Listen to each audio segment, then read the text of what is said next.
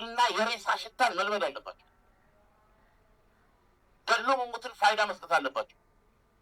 ውጣ እንደነሱ ብለህ እንትን አድርጎ ምናምን ያገኘውን ጨውና እንትን በልቶ መዋጋት መቻል አለባቸው። they can't stop ኢራን አለበት። ስለዚህ ዋይ ኢራን ጠላታቸው አይደለም። it is simply the ideology የርዕዮተ ዓለም ልዩነት አለ።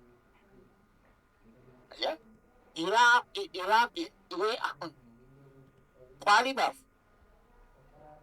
ይህም በዚሁ ድብደባ ማስናገሩ ልባል እንግዲህ ማየት አለ። በዚህ ጦርነት ውስጥ አሁን ጦርነት ሊቀሰቀስ ድጋሚ ሊያገረሽ ለምሳሌ ዊዶና አሁን እስራኤሎች ምን እንደሚስ አይደለም ወደዚህ ጦርነት ገቡ ሲባል የሚመጣ ኢላማ ሲባል የእንትን ኢላማ የቁሳቁስ ብቻ ነው። የትኞቹ መሪዎች ናቸው የሚመጡት የሚለው ማለት ነው። ስለዚህ በእያንዳንዳቸው ላይ ምን ትዳዛ ቋሊባ የቋሊባ ፊት ነው መመከተል ሁልጊዜ መጀመሪያ የሚወሰው ሊሆች እንደዛ ከቤት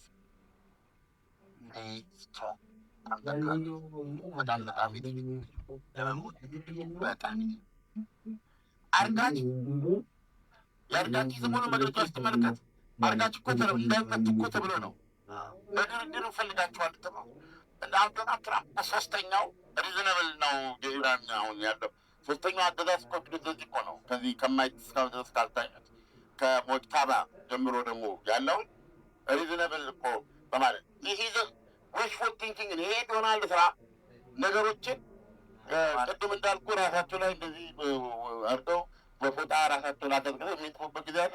አንዳንድ ቀን ደግሞ ነዷቸውና ሀፍረት ዘምቶች የሚጥፉታል። የኢራኖች ዲተርሚኔሽን እዚህ ድረስ ነው የምነግርህ። አሁን የአሜሪካ የድብደባ ዶናልድ ትራምፕ ዛሬ ቀጥላለሁ ደበደባለ። በጣም እርግጠኛ ነኝ ከኢራኖች የተሰጠው ምላሽ እዛ ምላሽ መስጠት ብቻ ነው። አሁን ደግሞ ደግመህ ምታ ከዚህ በኋላ ሆናቸው። ስለዚህ ይሄ መንገድ ይሄ የቁጥቁጥ ጦርነት ዶናልድ ትራምፕ የትም እንደማያደርሳቸውና ኢራኖች ወደሚፈልጉት ደረጃ የሚያመጣቸው ግልጽ ነው። አሁን የምነገር ተንታኞች ምክንያቱም ምንድን ነው ኢራኖች የሚፈልጉት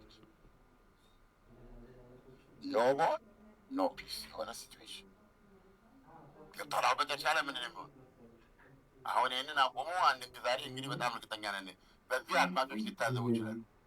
ዛሬ ኢራኖች ጠየቁ ሚሊዮን ያመጣል ምንም አጠራት ዶናልድ ትራምፕ ዛሬ ይላል ከዛ ድርድር ይደል ከዛ ደግሞ ቱን ለማድረግ በቃ ያው ለኤሌፈንት ነው ኳታር የሆነ ነገር ደግሞ ሆነ። ከዛ ሆርሙዝ ቀጥረዋል። አሁን ኢራን የሆርሙዝ ሲቀጥል ነው በዚህ ማን ያለፍ በዚህ ላይ ያሰልፍ በዛ ካልፈላ ትመታለች። 100% ነው የምነግርህ።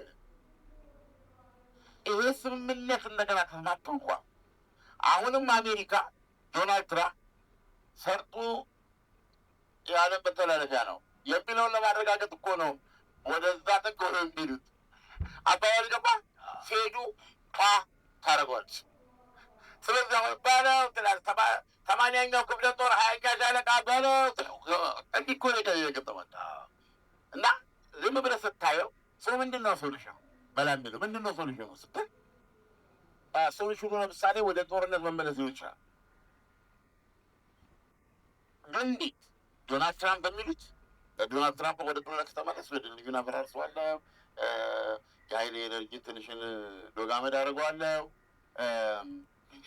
ምንድነው ደግሞ ነዳጁን ሊፈላው መተዋሉ አሉ፣ የኤሌክትሪክ ኃይሉን መተዋሉ አሉ። አንድ ቀን ከኢራኖች አንድ ብቻ ፕሬዚደንቱ ሰዎችን እጅ ላይ አስተሳስረው እንደዚህ አይነት እሳቸው እንግዲህ ገንዘብ ተጋዝረው ሌሎቹ ግን ይምታው ሰልመቱን ይምታው እነሱ ቢሉት ግን አሁን ትልቁ ነገር በኢራኖች የካፓሲቲ ያለች ትልቁ ጥያቄ ኢራን ላይ የሚሆነው ነገር ሳውዲ አረቢያ ላይ የነስከሩ ቢያንስ ነዳጅ የሚባል ከዛ አካባቢ አይወጣም ነው ያክበራ ነው ነዳጅ የሚባል ከዛች መካከለኛው ምስራቅ ውስጥ አይወጣም ነው የነሱ ሀሳብ። እንግዲህ ኢላማ ነው ማለት ይሄንን ኢላማነቱን ደግሞ ከዚህ በፊት ሳውዲ አረቢያን መጥቶ አሳይ።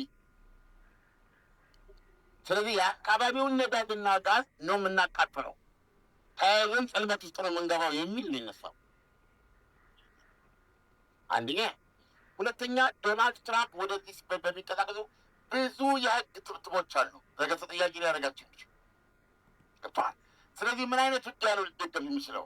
ምን አይነት ውጊያ ነው? ለምሳሌ ካርጊ ደሴትን መያዝ በሰው ኃይል ማለት ወይም ደግሞ ኢራን ውስጥ ወታደር አስገብተህ መዋጋት። እንደዚህ አይነት ሰው ስመጣ ሌላ ወጥመር ነው ደግሞ አሜሪካኖች ጋር እያንዳንዱ ሬሳ ተቆጠረ ሶስት ሰር ይወልዳል ስላለ ከዚህ ከገባበት ማጥ ለመውጣት የአሜሪካንን ጦር አሰልፈው የሞቱ ጓተው ይሄን ሽመመልመያ ይህንን አገዛዝ ቢያንስ ነው ነገር በሽፍትነት እንደ ይባለው ካልጠንኳ እንዲህ የሚሆንበት ማዳን ሌሎች በቃ እንዲነሱ ሀገራችን ብለው እንትን እንዲሉ የሚያደርግ እርምጃ ለመውሰድ የአሜሪካ ጦር መግባት አለ በሆነ መንገድ ፊዚካሊ ወርዶ መዋጋት አለ። ይችን አላደሩ ይህንን ያደርጋሉ። ክርስቶስ ይሄ ደግሞ በጣም የጠለቀ ውሳኔ ሰዋል ስንቴ ማለት ሳምፓን ነው ያሉ አንደኛ ይህ ጦርነት እንዳይቀጥል የሁሉም ፍላጎት ነው የሰላጦቹ ሀገር ለምን ይሄ ስጋ አይፈቅ አሁን እኮ እንደሱም ኢራን ውስጥ ምንድን የሚመታው ኢላማው አሜሪካ ይህንን የምትመታው ከሆነ እነ ሳውዲ አረቢያ እነ እንትና ኢራን ውስጥ ምን ኢላማ ነው ዝም ብሎ ኢላማው ትክክ ብሎ ተቀምጫለሁ ምንድን ነው የሁሉ ሰማይ ተቀፍንታ ይሁን የማለት ይመስላል። ስለዚህ ጥርደ በልብት ብራራቸው ስለዚህ በዚህ መሀል ያለ ስለዚህ አሁን ዶናልድ ትራምፕ ከባድ ምት በማሳረፍ የኢራኖችን ለመሰረቡበት ምን የሚላ ይሄንን የዓለም መተላለፊያ እንትን የእኛ ነው የማለት የመቆጣጠሩ ከስንትራቸውን ታው እና የኒውክሌር ስምምነት ዋትቨር በቃ ስምምነት አላለድም ምናምን ያንን ደግሞ አስሬ ምንድን ነው የሚሉት በግባቢያ ስምምነቱ ላይ እኮ ኢራን እንድታማሞ ተስማምተዋል። አሁን ደግሞ እሱ ካሉ ሰዎች ይገኛሉ እና ጥያቄ እንደገባኝ ከሆነ ክንፈየደ እኔ ምንም የፈየደ አቅም አለው ማለት የአሜሪካ ኢላማ የመረጠች የምታደርገው ድብደባ ምንም በዛው የሚፈይድላት አይመስልም። ምክንያቱም በህዝብ ደረጃ እንኳ በራቃ ክፍለ ሀገር ውስጥ በዚህ የተነሳ የቁጣ ገንፍሎ የወጣ ህዝብ እንኳ እና የአሜሪካ ዶናልድ ትራምፕ አሁን የገቡበት ሁኔታ የሚፈልጉትን የሚያሰጣቸው አይመስልም። ፕሮባብሊ ወደ መጀመሪያ ሁኔታ ሊመልሳቸው ይችላል።